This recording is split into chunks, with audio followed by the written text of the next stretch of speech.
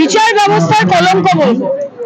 উনি এতদিন বিচার ব্যবস্থা নাম করে তার আড়াল থেকে নিজের রাজনৈতিক স্বার্থ চরিতার্থ করেছেন এবং যেই যেই রায়গুলো উনি দিয়েছেন আমি বলতে বাধ্য হচ্ছি, আমরা ভাবতাম যে উনি হয়তো সত্যি বিচারের বাণী দিচ্ছেন, কিন্তু এখন আমরা বুঝতে পারি যে উনি কিরম ভাবে বিজেপিকে আকৃষ্ট করার জন্য বা বিজেপির দ্বারা আকৃষ্ট হয়ে ওনার রায়গুলো উনি দিচ্ছিলেন।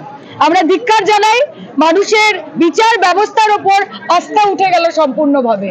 অভিজিৎ গঙ্গোপাধ্যায়কে বলতে চাই, বিচার ব্যবস্থার অধীনে ছিলেন, এতদিন মানুষের হয়ে বিচার করতেন, এবার মানুষ আপনার বিচার করবে, তৈরি থাকুন, খেলা হবে। কেমন চলছে, কত লোকের টার্গেট রয়েছে, ইন্ডিয়া জুড়ে শরীরের কাছে? প্রথম কথা হচ্ছে যে প্রস্তুতি আমাদের কোনো প্রোগ্রামের আগে আগে হয় না, আমাদের সারা বছর প্রস্তুতি চলে, কারণ আমরা মানুষের মধ্যে মিশে থাকি।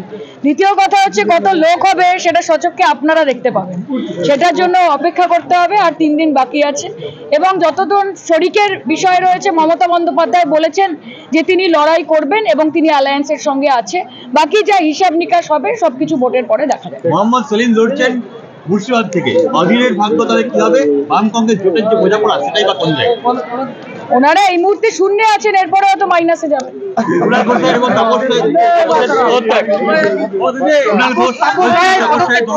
চিন্তা ভাবনা করা উচিত দলের। আমি জানি না, তাপসদার দল ছেড়ে যাওয়াটা অত্যন্ত দুঃখের। এত প্রতিষ্ঠিত একজন নেতা, ওনারা লোকসভার আগে এরকম গুরুত্বপূর্ণ সময় যেখানে দেশের গণতন্ত্রকে বাঁচানোর লড়াইতে তৃণমূল কংগ্রেস নেমেছে, এরকম ভাবে ছেড়ে চলে যাওয়া যুব সমাজের কাছে খুব একটা ভালো এক্সাম্পল সেট করে না। তবে ওনার নিশ্চয়ই কোনো বাধা বাধ্যকতা রয়েছেন। কালকে যেরকম ভাবে শুভেন্দু অধিকারী এবং সুকান্ত দার কাছে মাথা নত করছিলেন, ওয়াশিং মেশিন সবসময় ওদের চালু থাকে, কে কখন ঢুকবে সেটাই দেখার।